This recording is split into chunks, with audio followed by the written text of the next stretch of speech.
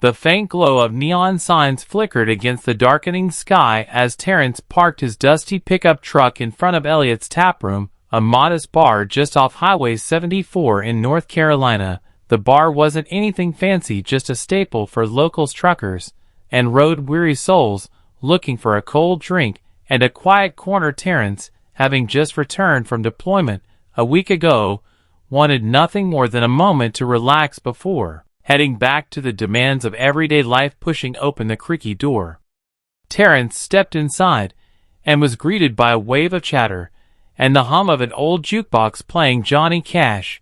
He scanned the room, taking in the usual crowd, a couple of regulars playing pool, a group laughing at the bar, and a few loners sipping beer in silence. He didn't come here to make friends, just to decompress. He found a corner table near the back, tucked away, but with a clear view of the room. His camouflage uniform blended into the dim ambience, save for the scuffed sneakers on his feet, shoes chosen for comfort, not appearance. Terrence ordered a glass of water and nursed it quietly, his thoughts drifting to the family he was finally going to see after so many months. His mother's cooking and his niece's excited voice were all he could think about. The door slammed open, breaking his reverie. A group of 6 men strode in, their heavy boots echoing on the wooden floor. They were older, their leather jackets emblazoned with patches and insignias that told the world they were veterans. They were loud, laughing and clapping each other on the back as they made their way to the bar. Terrence gave them a passing glance before returning to his drink, but one of the men didn't just glance back. The leader, a burly man with a salt and pepper beard and piercing eyes, froze mid-laugh when he noticed Terrence. He muttered something to his group, and they all turned to look, their laughter quieted, replaced by a simmering tension that slowly filled the room. Terrence felt their stares, but didn't acknowledge them. He'd experienced that kind of look before, the one that sized you up, judged you without context. He sipped his water, trying to focus on the jukebox instead of the growing unease that seemed to ripple through the air at the bar. The group huddled closer, their voices low but pointed. The burly leader whispered something, and one of the others laughed, casting a pointed glance in Terrence's direction. Terrence kept his calm, his posture relaxed, but his senses sharp. He had learned long ago to stay composed under pressure, lessons from years of service. Still, the weight of their stares didn't go unnoticed. The night, which had started as a simple escape, was about to take a turn. Terrence hadn't anticipated the hum of the jukebox was drowned out by the heavy thuds of boots as the group of men made their way toward Terrence's table. Their leader, the burly man with the salt and pepper beard, was at the front, his eyes locked on Terrence like a hawk sizing up its prey. Terrence felt the shift in energy. Even before they reached him, the room, once filled with casual chatter, grew noticeably quieter. The bartender paused mid-pour, and the regulars glanced at the group with wary eyes. Terrence set his glass down and leaned back slightly, his calm demeanor masking the alertness that had settled into his muscles. "Hey," the leader barked, stopping just a few feet from Terrence. His voice was rough, gravelly, and laced with an edge of disdain. "Nice uniform you got there. Where'd you get it? A Halloween store?" The men behind him chuckled, their laughter thick with mockery. Terrence looked up, his expression steady. He'd heard worse, much worse. "It's mine," he replied evenly. "Earned it." The leader raised an eyebrow, feigning surprise. "Earned it, huh? That's funny, because I've seen plenty of real soldiers, and none of them wear sneakers with their fatigues. You're trying to play dress up for sympathy, or maybe a free drink." Terrence's jaw tightened slightly, but his voice remained level. "I don't need sympathy or free drinks. I'm just here to enjoy my evening." The leader's lips curled into a smirk as he leaned in closer, his beer-soaked breath invading Terrence's space. "You don't look like no soldier to me," he sneered. "Where's your boots, your tags? Hell, you probably don't even know how to salute properly." One of the men behind him added, "Bet he couldn't tell us the first thing about basic training." Another chimed in, probably never seen a battlefield in his life.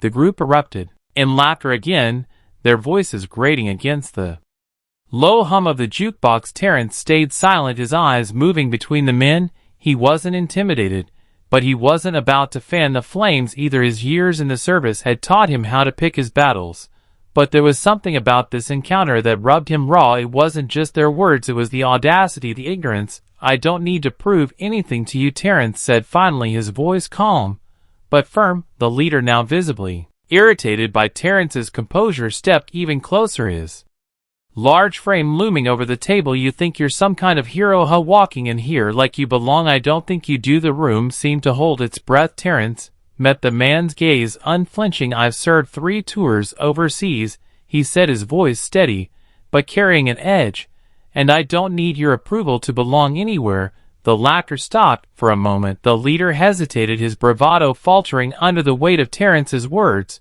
but pride wouldn't let him back down. Instead he scoffed. "You approve it? Show us your tags, otherwise you're nothing but a liar." Terrence's eyes flicked to the others in the group, noting their uneasy glances. They weren't as sure about their leader's accusations now, but none of them dared to speak up. He exhaled slowly, resisting the urge to escalate.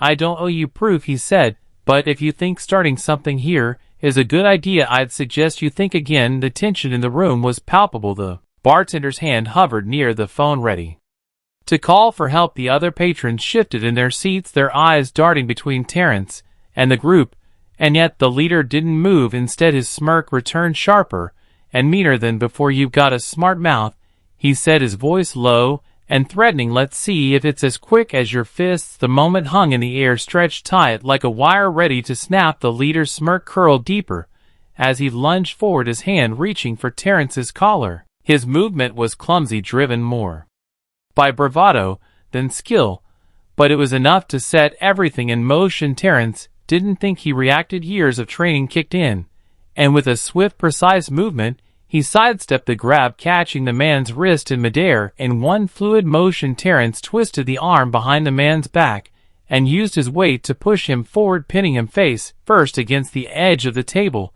The leader let out a strangled yelp of pain, his bravado evaporating in an instant. The bar erupted in gasps and murmurs as the remaining bikers froze, their wide-eyed stares fixed on their immobilized leader.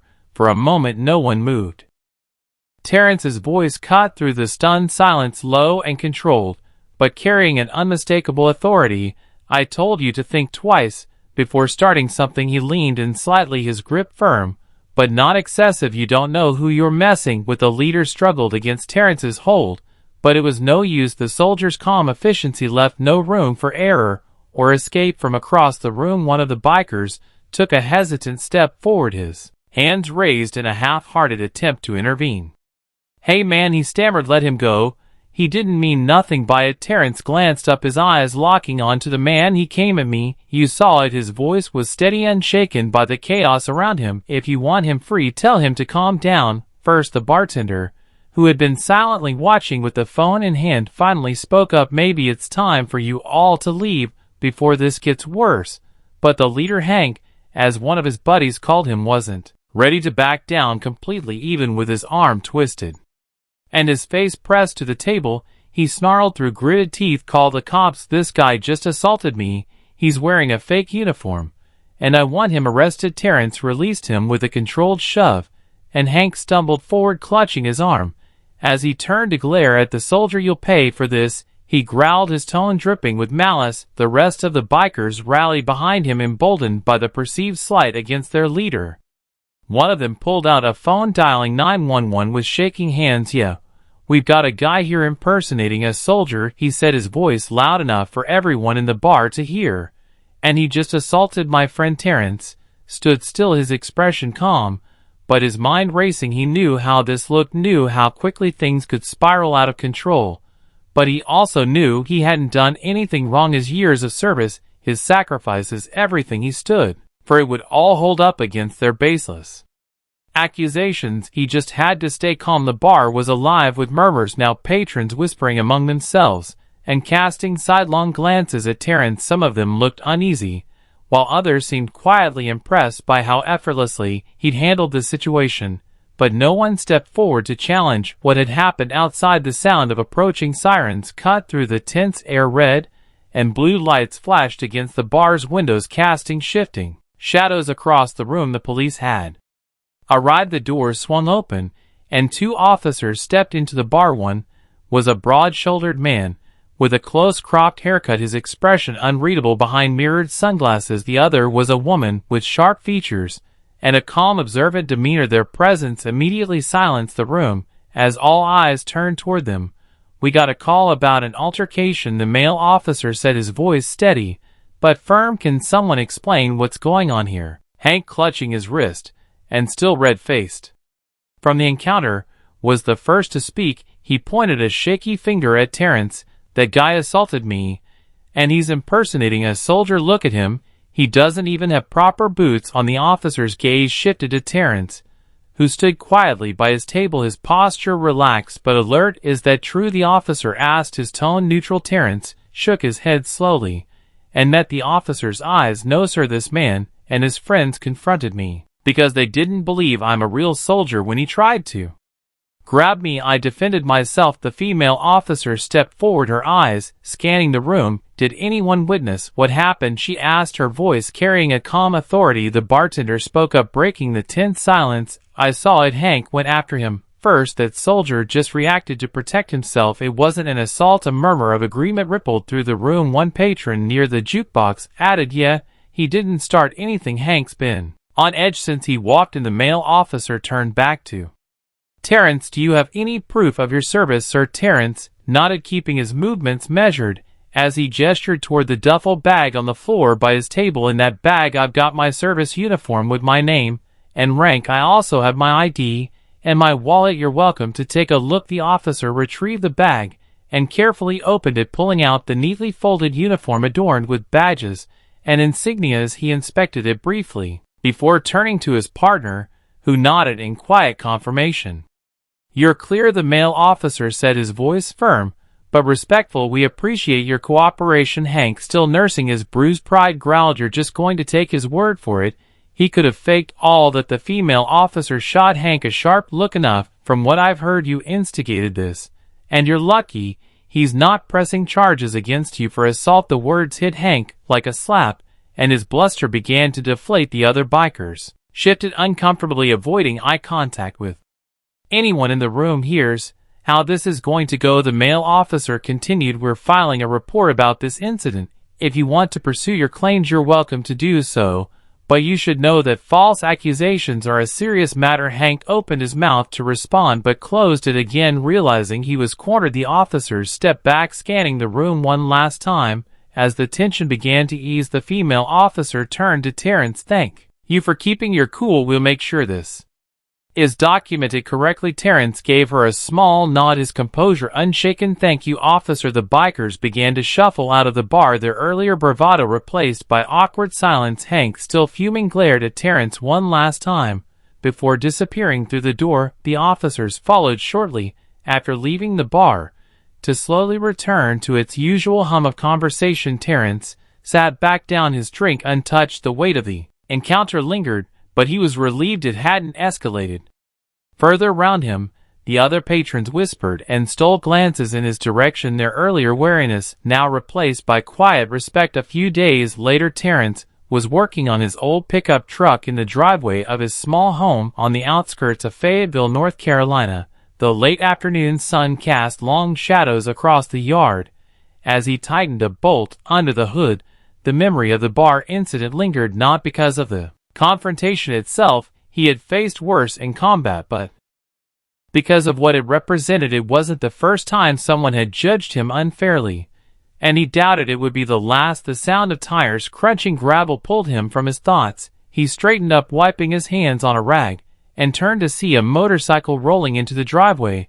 The rider was one of the men from the bar, a wiry guy with thinning hair and a leather jacket that looked 2 sizes too big. Terrence recognized him as Bill, one of Hank's crew. Bill cut the engine and dismounted, removing his helmet and hesitating for a moment before stepping closer. His posture was cautious, almost apologetic, as if he were approaching a stray dog. He didn't want to startle Terrence. "Right?" Bill asked, his voice quiet. Terrence nodded, but didn't speak, waiting to see where this was going. Bill cleared his throat and stuffed his hands into his jacket pockets. "I wanted to come by and say I'm sorry for what happened at the bar." Terrence raised an eyebrow, surprised but not entirely convinced. "You were part of it," he said evenly. Bill nodded, his face flushing with guilt. "I know I didn't stop it, and I should have. Hank, he's got a way of riling people up, and I went along with it. But that doesn't make it right. I've been thinking about it ever since, and I just wanted to tell you that Terence studied Bill for a moment. The man's discomfort was evident, but so was his sincerity. "Why now, Terence?" asked. His tone steady. Bill shrugged, looking down at his boots. "Because it's the right thing to do, and because, well, seeing you handle yourself the way you did, it made me realize how wrong we were. You didn't deserve any of that." For a long moment Terence said nothing, then he sighed and leaned against the truck, crossing his arms. "What do you want from me, Bill?" "Forgiveness." Bill looked up, his eyes earnest. "Maybe, but more than that, I want to be better. I've seen a lot of hate in my life, and I don't want to add to it anymore. What we did was wrong, and I need to own up to it." Terence's expression softened slightly. He had heard apologies before, some genuine, some hollow. This one felt different, not because of the words, but because of the effort it took for Bill to show up at all. "I appreciate you coming here," Terence said finally. "It doesn't erase what happened, but it's a start." Bill nodded, relief washing over his face. "Thanks, man. I mean it." As Bill mounted his bike and started the engine, Terence watched him go, feeling a strange mix of emotions. The incident at the bar had been an ugly reminder of the prejudice he still faced, but Bill's apology was a glimmer of hope, a small but meaningful step toward understanding. Terence turned back to his truck, wiping his hands again. As he reflected on what had unfolded over the past few days, he knew the fight against ignorance wasn't over, but he also knew he wasn't alone in it. The choices he made, the way he carried himself, could shift perspectives one person at a time. The evening air was calm as he finished his work, the quiet punctuated by the distant hum of cicadas. Terence felt a sense of resolve, not just to keep moving forward, but to face the world with the same strength and integrity that had carried him through his service. Sometimes the battles weren't fought overseas, sometimes they were fought right here in bars, in homes, in hearts. And as far as Terence was concerned, those battles mattered just as much.